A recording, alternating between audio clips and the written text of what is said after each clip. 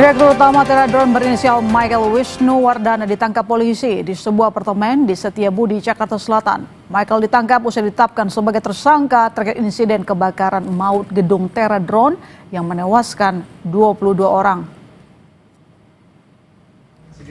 Gini Pak, tapi nggak bisa lagi, Bapak mau gini-gini Pak juga. Bukan, surat yang saya terima itu kan besok jam 10.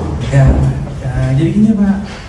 Direktur Teradron Michael Wisnu ditangkap usai jadi tersangka dalam kasus kebakaran yang terjadi di kantor perusahaan drone itu di Kemayoran, Jakarta Pusat pada 9 Desember 2025. Meski sempat kebingungan dan menolak ditangkap, tersangka akhirnya dibawa polisi usai menjelaskan penyidik sudah memiliki bukti. Saat ini penyidik masih melakukan pemeriksaan terhadap tersangka dan akan melanjutkan penahanan. Dirut PT Teradron Indonesia itu dikenakan pasal berlapis 187, 188, dan 359 Kitab Undang-Undang Hukum Pidana, salah satunya soal kelalaian yang menyebabkan kematian. Tapi nggak bisa lagi, Bapak mau gini-gini Pak juga. Bukan, surat yang saya terima itu kan besok jam 10. Ya, jadi gini Pak. Jadi benar untuk Direktur Utama dari Teradron sudah kami amankan semalam berdasarkan dua bukti permulaan yang cukup dan keyakinan penyidik. Jadi kami tingkatkan statusnya menjadi tersangka dan sudah kami terbitkan surat perintah penangkapan. Untuk saat ini 187, 188, dan 359 KUHP diperkuat juga dengan Undang-Undang Nomor 1 Tahun 70 tentang keselamatan kerja. Tidak menutup kemungkinan ada tersangka lain, namun untuk saat ini belum ada yang ditetapkan sebagai tersangka selain dari Direktur Utama tersebut. Jenazah Atiniyah Isnaini Rashidah, salah satu korban kebakaran PT Teradron Kemayoran, Jakarta Pusat, telah dimakamkan. Korban dimakamkan di TPU Kebonpala Halim, Jakarta Timur. Korban yang biasa disapa Rizda, 18 tahun, meninggal dunia akibat terjebak di lantai 3 kantor Teradron saat api menghanguskan gedung tersebut pada Selasa lalu. Rizda diketahui baru 1 bulan magang di kantor tersebut sambil kuliah.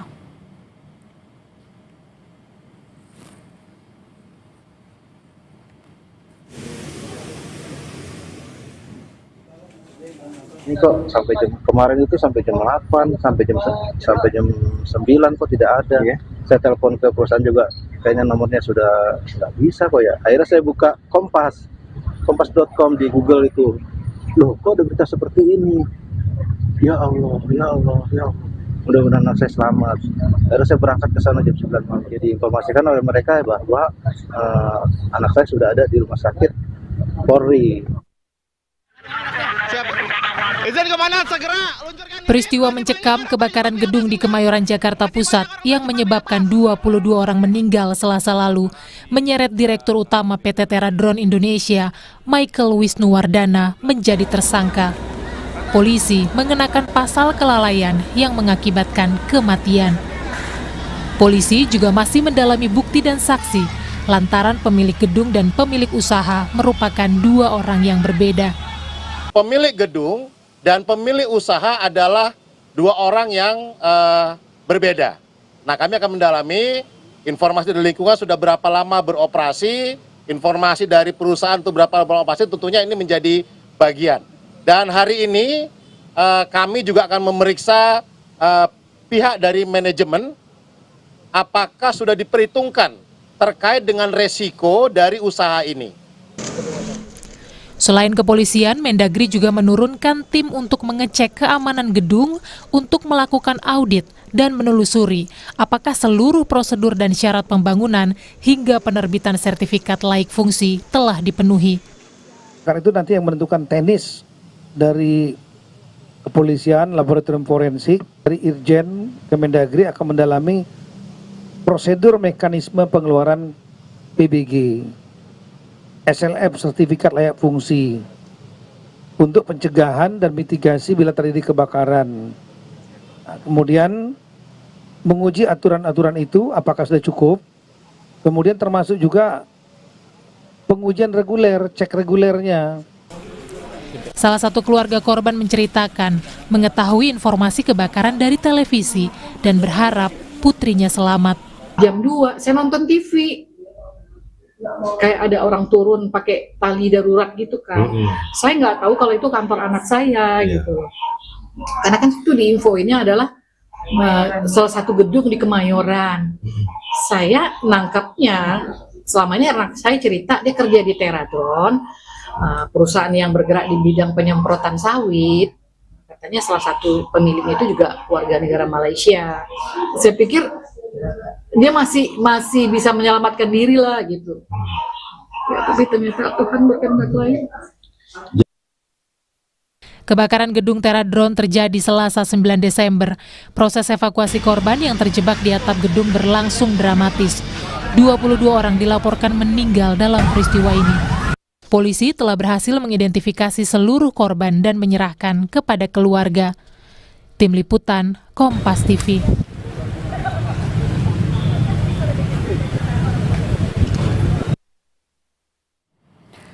Polisi menetapkan satu tersangka buntut kebakaran gedung Teradron yang menyebabkan 22 orang meninggal di Kemayoran. Selengkapnya kita bahas bersama Kasat Reskrim Polres Metro Jakarta Pusat, AKBP Robi Heri Saputra. Selamat petang, Pak Robi. Selamat petang, Mbak. Ya, Pak Robi, bukti apa saja yang menjadi dasar penetapan Dirut Teradron menjadi tersangka? Jadi kami memastikan bahwa kita sudah menetapkan direktur utamanya inisialnya M sebagai tersangka. Memang sempat kemarin kita panggil sebagai saksi, namun perkembangan penyidikan, kemudian kita cukup 2 alat bukti dan keyakinan penyidik bahwa beliau ini cukup atau bisa ditingkatkan statusnya menjadi tersangka. Jadi berdasarkan 2 alat bukti yang kita temui, antara lain hasil pemeriksaan saksi, kemudian dokumen-dokumen termasuk IMB, visum, dan beberapa dokumen lain yang tidak saya sebutkan demi kepentingan penyidikan. Sehingga kami sudah mengamankan yang bersangkutan dini hari tadi. Dirut Teradron ini ditersangkakan dalam hal apa, Pak Robi?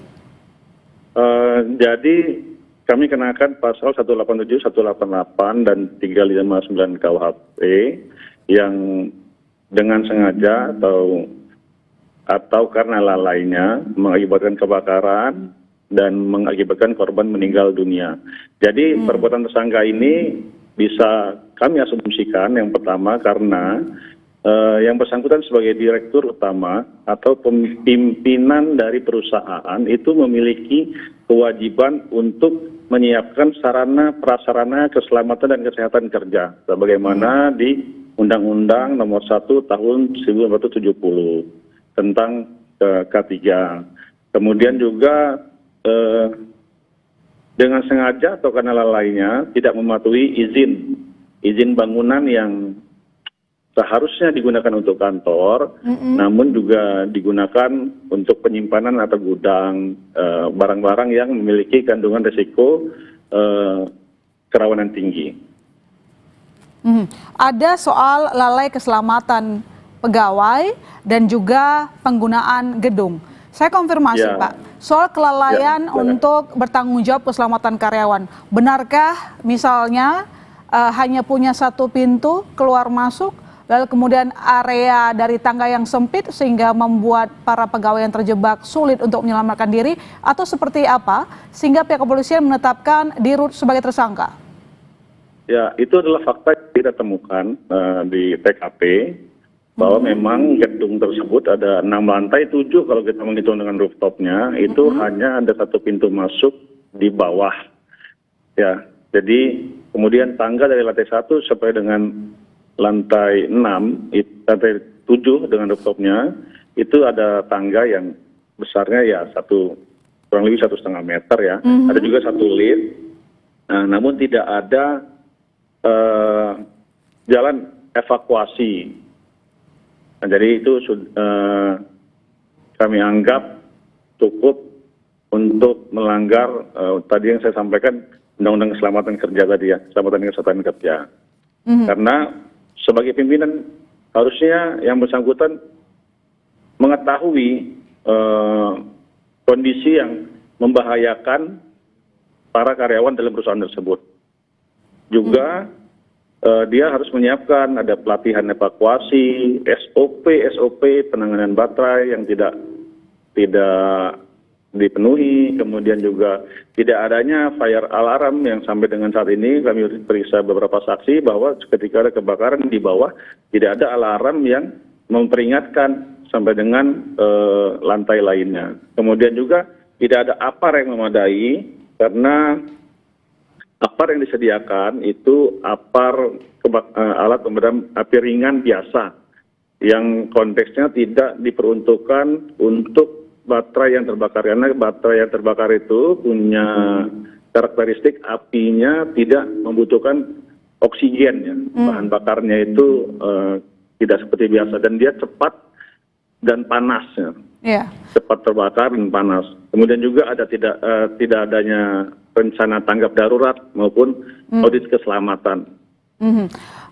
Soal penggunaan operasional gedung tidak sesuai izin, mungkin bisa dielaborasi Pak. Pertama, ini kan karyawannya cukup banyak ya. Kedua, yang paling utama, perusahaan Teradrone ini bukan perusahaan ecek-ecek. Jadi merupakan salah satu perusahaan besar penyedia layanan drone di dunia dan Indonesia ada cabangnya. Kok bisa lewat begitu Pak dalam hal pengawasan perizinan ini? Mungkin Anda bisa jabarkan. Kalau untuk hal tersebut mungkin kami harus melakukan pemeriksaan lebih lanjut karena kan itu juga domainnya lembaga atau instansi terkait.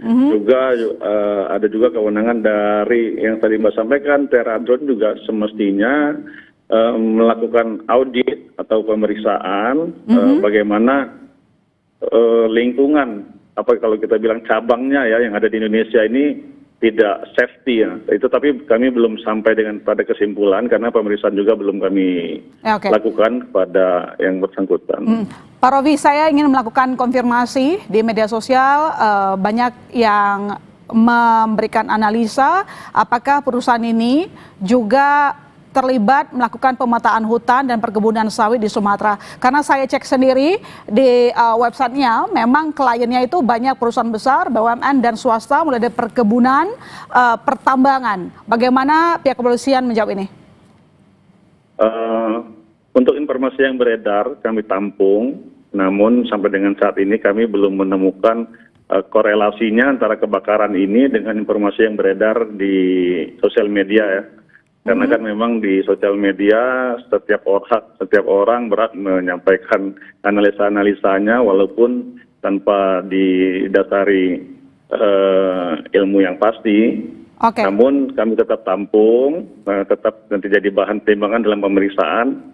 Yang pasti saya sampaikan pada saat ini adalah informasi-informasi yang tadi Mbak sampaikan itu belum ada korelasinya dengan peristiwa kebakaran yang kami temui dalam pemeriksaan. Baik. Jadi terakhir singkat saja Pak, siapa lagi yang akan diperiksa setelah ini? Bagaimana dengan pemilik gedung misalnya? Singkat saja Pak. Iya, pemilik gedung akan kami periksa juga dan beberapa saksi-saksi ahli yang sesuai dengan keilmuannya yang terkait dan kami akan mintakan ke saran pendapat profesionalnya. Baik, terima kasih Pak Robi telah berbagi informasi di Kompas Petang. Selamat petang.